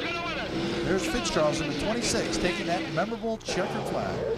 Now let's go back to Flemington for a 100-lapper for the Flemington Modifieds to round out their point season. This is the Chamois Shine 100. Years ago, when the track was dirt, this was a famous 200-lap event that had many great stories to it. Now it's a 100-lap race, and it turned out to be the one big final race for this division, as we had known it with the big block motors. And these are now going to be 358 power plants in the car. And since the racetrack has been paved, no one has been better at Flemington than Doug Hoffman in the car number 44, owned by Jim Romeo. This car has been totally dominant. Here he tries to get to the front. It's the Mile 4 of Mark Fusco leading the race. And the inevitable happens as Hoffman comes up, makes his move, and goes on past Fusco right here, and then later will take the checker front. It was a great win, capping off another successful season in the Flemington Modifieds for Hoffman, who has also dabbled in and won in Flemington in the Asphalt Modifieds. And if he will continue at Flemington in 1995, it'll be in a pavement modified. Now let's go to the Orville Kart Club for a little go-kart action. I always love this stuff. Some wild action here. Some of the good runners at the track are the Jones brothers. Ouch. Here, one of them takes a wild flip. He's out in the weeds. These are the sons of mechanical builder Chuck Jones. I tell you, maybe they should trade these go-karts in for lawnmowers on occasion, because they wind up cutting some grass and, well, cutting some tires and maybe even losing some tires.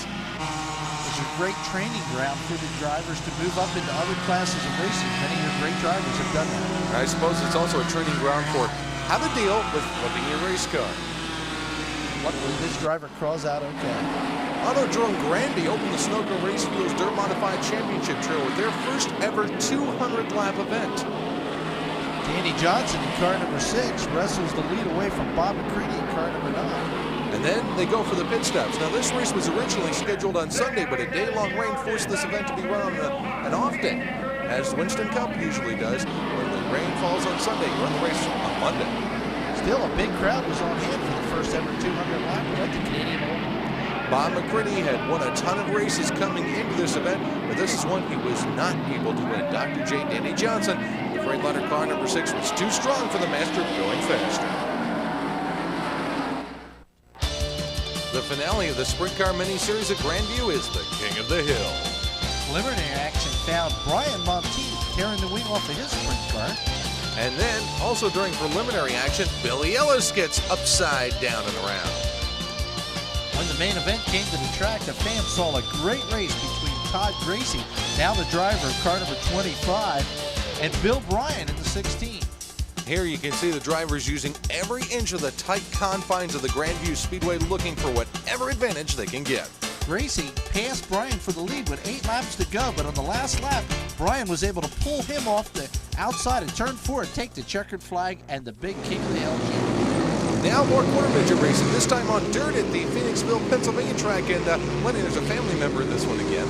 That's my son Danny, and they're dueling out with many of his competitors, the Robinson boys. And again, so these cars are owned by parents who own big cars or drive big cars at the local racetrack. Just because these are quarter midgets doesn't mean you can't get them upside down. They flip just like the big cars do. Everybody run! That's Bill Tanner's son. Bill races at the Bridgeport Speedway. Now here's the new and improved Big Diamond Speedway. Remember we told you earlier that the track had been extended out and lengthened a little bit, and their debut event on that bigger track was in August. An unbelievable crowd turned out to see it. The track had been closed down for 5 weeks, and the race turned out to be a spectacular event at the finish, with young Glenn Struck holding the lead all the way to the final turn when veteran Craig Von Doren snuck up the inside and then beat him to the finish line. Here it is. It was very close to call for the Came down to one of those famous Nerf bar finishes And it was the WEEU AM sponsored car of Von Doren getting the do. Back to Flemington we go. This is during the fair, and the modifieds now have the 358 motors in it. Same car number that dominated before, 44, but it's no longer Doug Hoffman's blue, but the weight of Ralph Roux. And here we see Roux working the outside of the racetrack. He was really hooked up on this night. There was nobody who was going to touch him.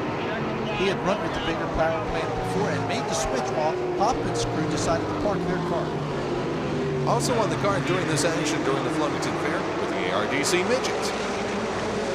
Wow, Russ Stewart from New England was leading the race when his car jumped out of gear on the track with just a few laps left. This allowed the lead to go to Lou Ciccone Jr., who would go on to hold off Bob Resco for the checkered flag. Ciccone, the ARDC champion in 1994. Liquid Lou Ciccone, who has driven midgets and sprint cars just about anywhere that the four wheels on those cars can turn, gets the checkered flag at Flemington. Back to East Windsor for a 50-lapper, and Todd Singley has got a little bit of a hot foot. The final point race of the season in East Windsor. It's been up for a while. Here you see Ricky Elliott in the 704 doing battle through the field. He wasn't the winner, and, well, this driver who got upside down almost was the winner under. That's Scout McLaren. He badly tore his car up and hurt his point chances. Here's Doug Hoffman in that yellow car, number 5, doing battle with Elliott, dropping down to the inside of turn number 4, grabbing the lead. Freddie Demchowski would go on to win this event, his first of the season. Demchowski was racing the track for 25 seasons. A great win for the veteran Freddie Demkowski.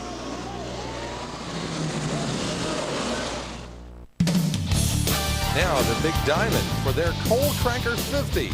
Only the second event held on this new larger configuration one. Kenny Brightbow was enjoying a great end of the season with these races, and he would go on to win this Coal Cracker 50, but it would take some doing. It wasn't until 9 laps to go in the race that he would pass Randy Bailey for the win in his 15th annual event. Here Brightbill works underneath Bailey coming off turn number 4. They'll dice going up into turn number 1. Bailey makes a mistake of going high. Brightbill keeps it in down low and takes the lead coming off turn number 2. Randy and his brother Dennis Bailey have been longtime competitors on the tri-track circuit, and they weren't about to give up.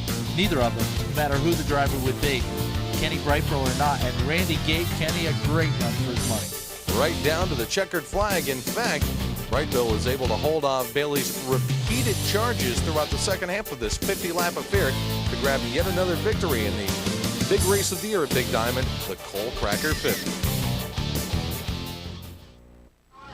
Next up is the New Snydersville, Pennsylvania track where the go-karts and micros run. This was actually an arena built for horses. The Microstock new club called Microgroup was looking for a home base, so they set up this facility and added the go-karts and some wild action. Yep. Proof that racing will upset your stomach, ladies and gentlemen. Oh, I knew I shouldn't have eaten that hot dog before I came out here. Oh. The Microstocks ran in several different divisions, including one for the U. You'll notice that number 16 that might be familiar to many race fans in the New Jersey area. It's the Cecily-owned 16, formerly driven by people like Mike Garback, Sammy Beavers, and even Billy Pouch. Now it's young Tony Cecily Jr. that's running the car.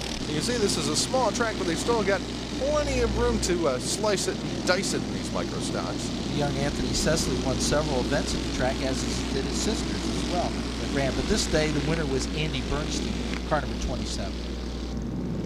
And here Andy gets the cover popped off so he can pop out of the car in victory lane.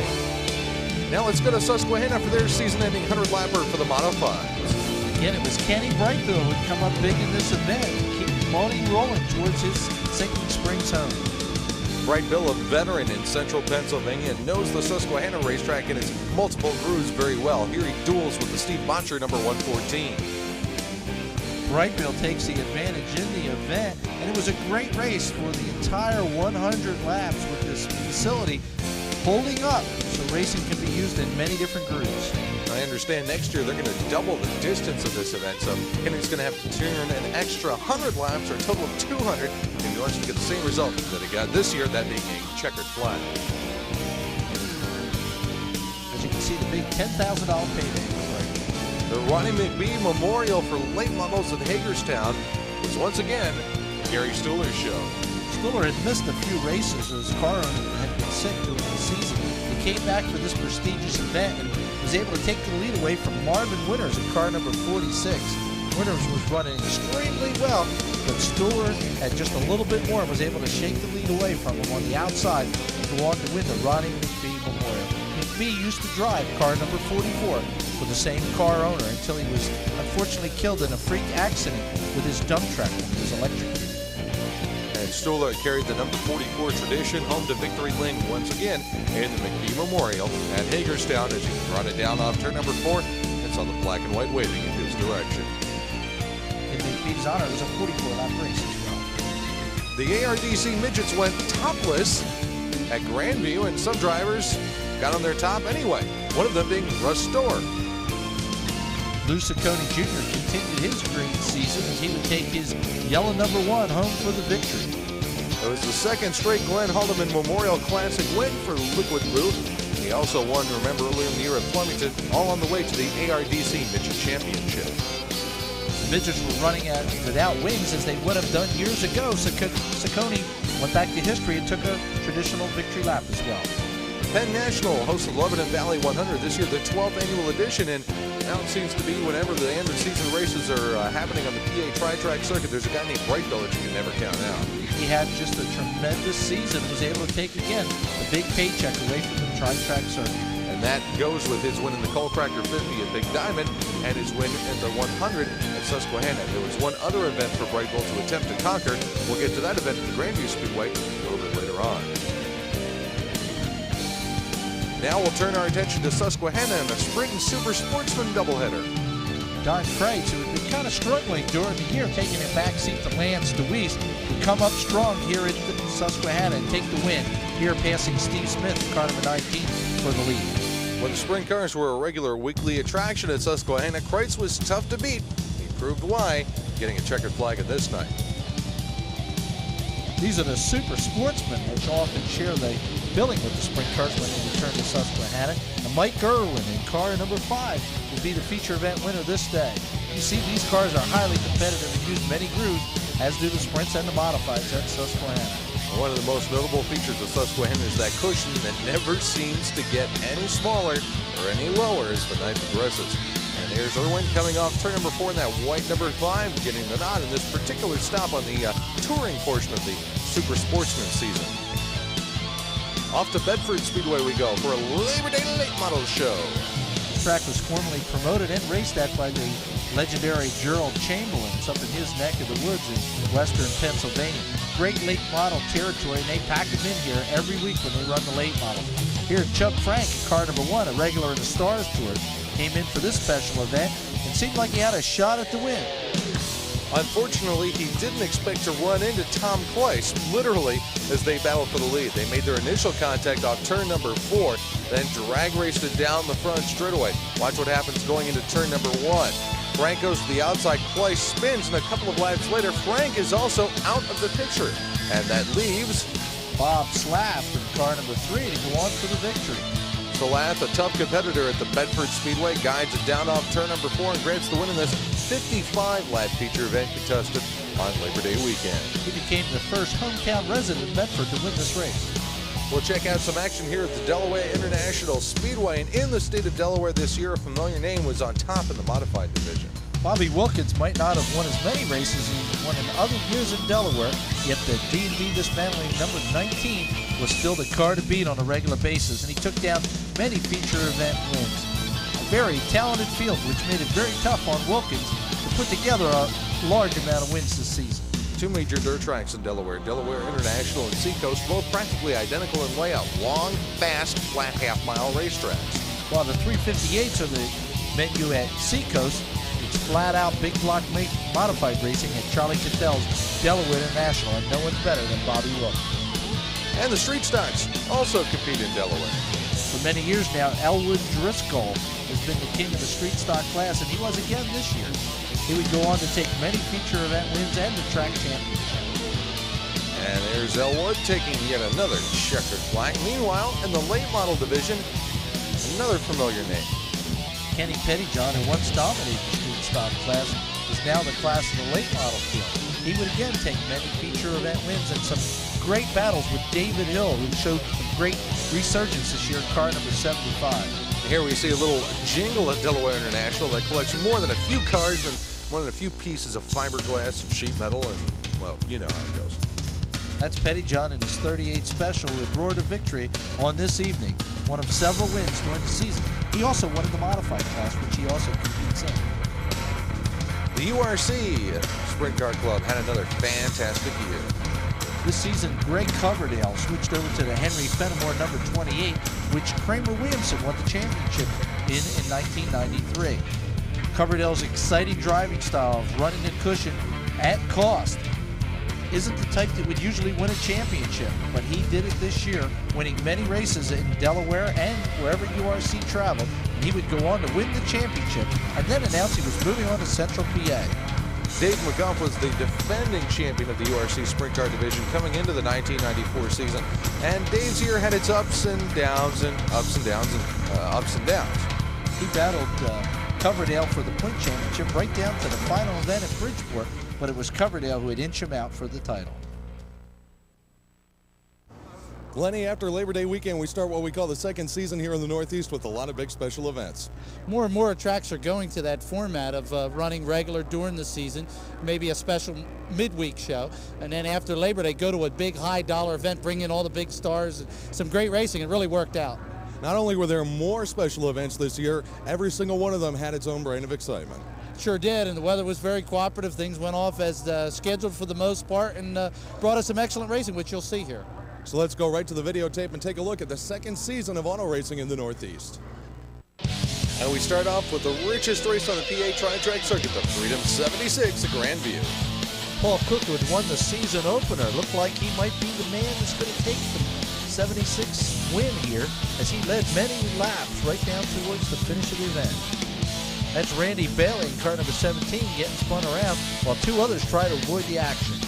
While Cook continues to lead, Chip Slocum, who has sans brakes since lap number 9, was charging his way through the field, trying desperately to hang on to the bottom lane of the racetrack. Remember, he has no brakes on that car. Slocum was running the 61 owned by Lou Cozy all season at the Grandview Speedway, and yet had not broken victory lane. His consistent finishes had him up in the points, but he was looking for that win, and it came at the Freedom 76 at the right time when Paul Cook's car unfortunately broke on him. Cook goes into turn number 2. Slocum is giving chase when all of a sudden the Cook car conks out. It wasn't home free yet for Slocum, who had to fight lap traffic without the brakes, using the cushion to slow the car down. That's why he was running so high. Later in the race, Scott Hawes in car number 78 figured out that he could run quicker on the low side of the speedway and almost made the winning pass. But Slocum was able to hold on and grab $17,000 plus for the victory. Now the ARDC midgets are in competition at Mahoning Valley. This tight little track works perfectly for the ARDC midgets, and it was a great show with Greg Stower in car number 38 taking the checkered flag. Mahoning Valley just about the perfect size for the midgets who get around this racetrack very, very quickly. They're Stower in victory lane. It was the first race for them in Mahoning since 1976. Now let's go to Delaware and the Airport Speedway for micro sprints that definitely flip like the big boys. Just check this one out as they go into the corner. Look out! Over 100 racers in 4 or 5 different micro sprint classes race each Saturday night at the track. John Holmquist in car number 24, who's raced in URC sprint cars and many other different competitions, takes a bad flip here. Chris Coyle at the front of the field. He could go all the way, and he does. Coyle's a former quarter midget racer, making good at micro sprints this year. The highlight of the NASCAR Outlaws Circuit competition in Central New York is the Victoria 200. That's Randy Galensky in car number 28, leading Rich Rickey in car number 55. But Rickey catches the inside berm hard, and over he goes. As he had done all season long, Dale Plank was the big winner of this race and the season. He would win not only the Fulton Track Championship, the Victoria 200, but also the Mid-Atlantic NASCAR Championship, worth some big dollars for young Dale Plank. The Rolling Wheels Raceway and another stop on the Stoker Race Fuels Dirt Modified Championship Trail, the Jumpin' Jacks National 200. Some early great racing action throughout the field. Here, Doug Hoffman is charging through alongside Brett Hearn, who is off the pace again on this day. And yep, you guessed it, that familiar car number 9 of Bob McCready figures into this one too. You'll notice Doug Hoffman has now changed his colors to a red Coors sponsorship. He carried that Coors sponsorship for the balance of the season and hopes to retain it for 1995. And here the Hoffman crew goes to work on his mandatory pit stop. Meanwhile, McCready chose to pit later in the race and was able to get the preferable track position, get back up front. That's young Jamie Mills, car number 30, racing with him. And here's Jack Johnson and Alan Johnson dueling. Alan actually passed McCready for the lead and started to pull away, and it looked like Alan had this race pretty much in the bag. But they made a very key miscalculation on fuel. And while McCready was trying to chase Alan down in the closing laps, the 14J, a brand new Byraj car that was making its maiden voyage on this Sunday afternoon, wound up running out of gas just 15 laps from the finish. Sad run across the infield for that precious fuel for Alan Johnson. And Alan wound up getting lapped by McCready as he came off turn number 4, grabbed the checkered flag and the rolling wheels track championship. Steve Kinser made his final appearance at the Williams Grove Speedway as part of the 2-day National Open for sprint cars. Kinser signed a contract to drive for the next 2 years for Kenny Bernstein's Quaker State Ford Winston Cup team. Many of the Outlaw drivers will hate to see him go, but when they get their paychecks next year, they'll all be a little bit higher because of his absence. Kinser was invited to compete in the International Racing Champion Series over the course of the summer and stunned the racing world with a victory on the Super Speedway at Talladega in one of the IROC events. Many feel it's only going to be a matter of time before Kinser can pick up the stock cars and be a champion on the Winston Cup circuit as well. He's totally dominated the World of Outlaw circuit during his reign, and he will surely be missed by the fans. Here Kinser battles with Joey Kuhn in the number 2 car during the course of the National Open main event. Fred Raymer in car number 12, a regular at Williams Grove, tries to get involved in the action as well with an outside move. Kuhn wound up getting upside down later in the race, and that pretty much handed the victory to Steve Kinser, who went out on top, winning yet another National Open event at the Williams Grove Speedway.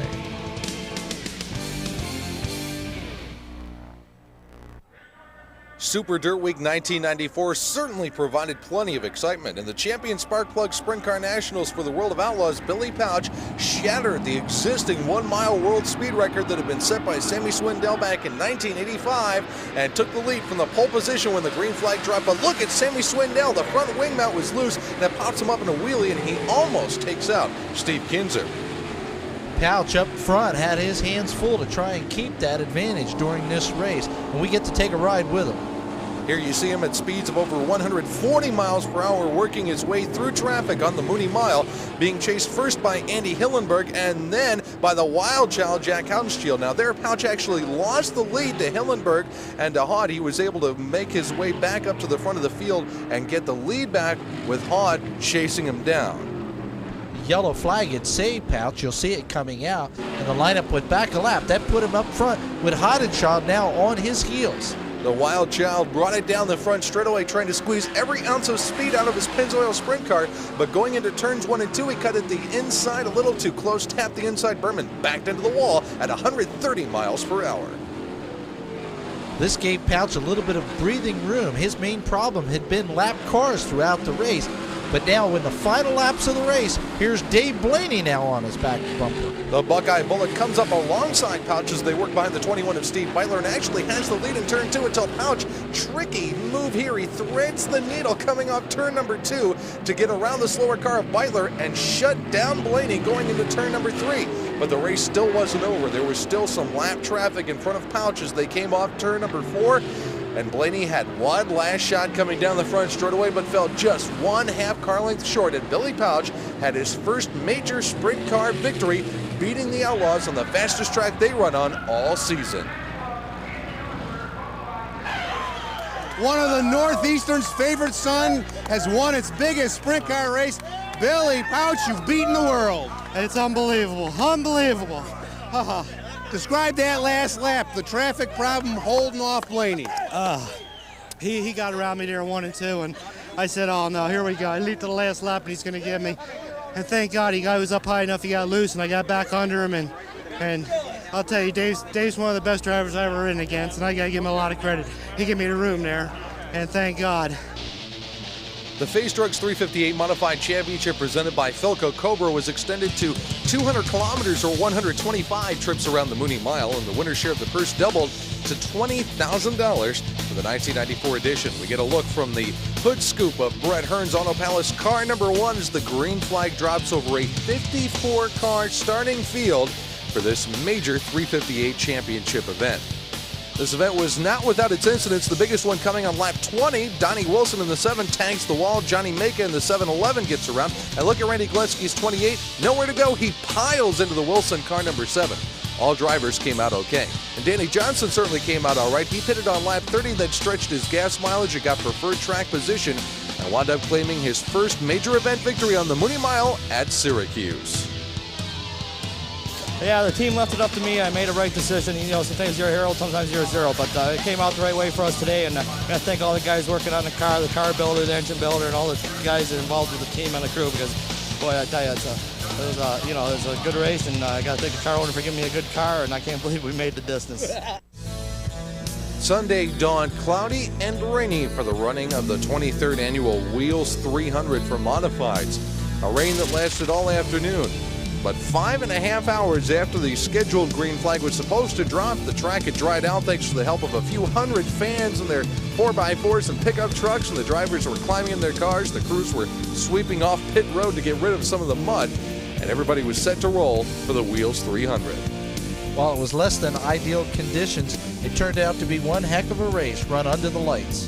Dave Blaney sat on the pole position in the Potent Duchess overhead doors car number 10 that had dominated the race back in 1993. Get a look from Billy Decker's Wheels 91 out the back end of that modified as the green flag comes out in twilight as the Wheels 300 runs under the lights for the very first time. Many fans would have never thought this race was going to be run, but promoter Glenn Donnelly kept his head up and just kept waiting for the clearing, and it did arrive. A look from inside Bob McCready's car as he dices with the Canadian car number 1 of Joe Plazek early in this event. Blaney ran off and hid much as he did last year in the first part of the race, leading up until lap number 99 when the yellow flag came out. Blaney elected to stay out on the racetrack as the leader of lap 100 collected a $10,000 bonus courtesy of PNC Food Markets and Red Baron Frozen Pizzas. Teammate Jimmy Horton made his pit stop, while Dave Blaney's crew chief Bobby Hearn made these comments on what was a very gutsy and confident call by driver Dave Blaney. Hey, it's really just the way it fell. I mean, we led halfway last time. It just turned out that way. Hopefully we didn't make a mistake by letting everybody else pit before us, but hopefully we're fast enough to get by him. Blaney came in the following lap to make his pit stop, but that means he would only have 87 laps to try to catch leader Jimmy Horton. That came right down to the wire. Horton, in traffic, was able to hold off Dave Blaney by just a few car lengths at the finish and grab his second victory in the richest dirt track modified race in the world, the Wheels 300 at Syracuse. After giving up his hopes of Winston Cup racing, Jimmy Horton is back on top in dirt modified competition.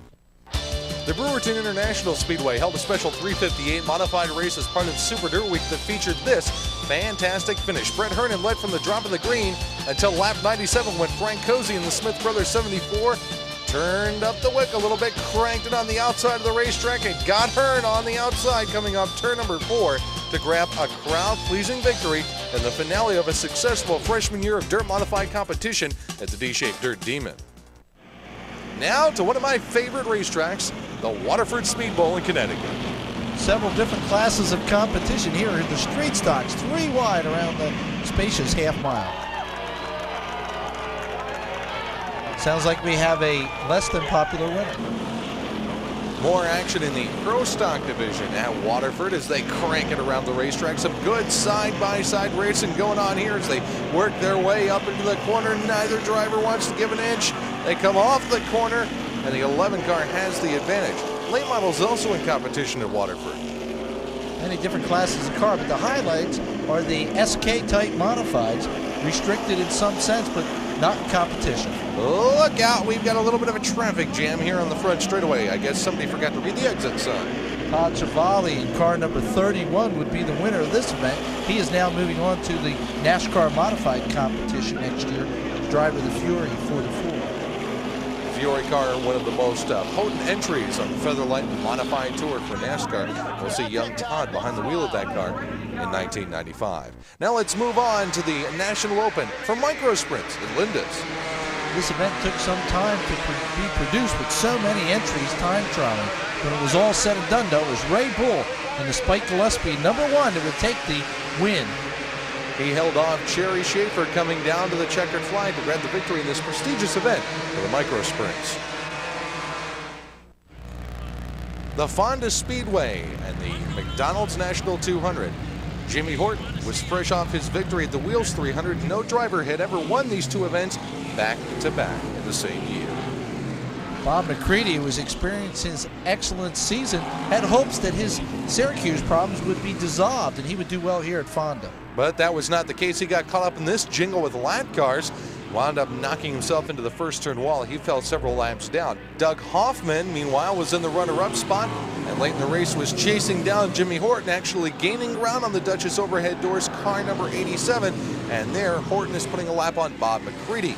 Coming down the front stretch, McCready and Hoffman made contact, which resulted in Hoffman pounding the first turn wall, knocking himself out of a potential top 3 finish.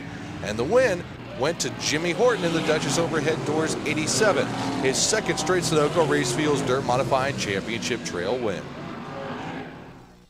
Off to Pennsboro, West Virginia we go for the Dirt Track World Championship for late models. $50,000 on the line for the winner of this one. As always, the place was packed for this prestigious event, and the pits were full with all the best drivers in the country, including Billy Moyer in car number 21, who had won the World 100. He was trying to make a double. Also in the field was Freddie Smith in the Bazooka 00, who had won the $100,000 late model Dream Race at Eldora earlier in the season, but this day belonged to a driver who has won this event before in the black number 5, Ronnie Johnson.